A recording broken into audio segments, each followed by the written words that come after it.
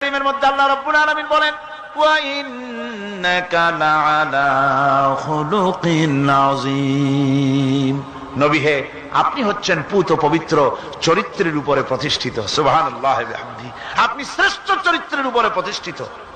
দেখুন রাসূল করিম সাল্লাল্লাহু আলাইহি ওয়াসাল্লাম নবুয়ত পাওয়ার পর যখন তিনি ঘরে প্রবেশ করেছেন, সর্বপ্রথম হযরত জিবরাইলের সঙ্গে জীবনের প্রথম দেখা, ভয় পেয়েছেন, শরীরে জ্বর এসেছে এবং হযরতে খাদিজাকে গিয়ে বলছেন যে আমাকে ঢেকে দাও, আমি ভয় পেয়েছি।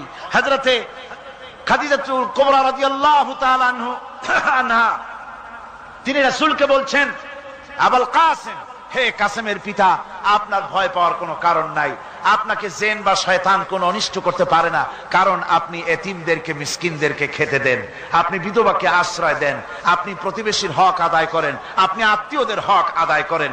কি সার্টিফিকেট দিচ্ছেন? স্ত্রী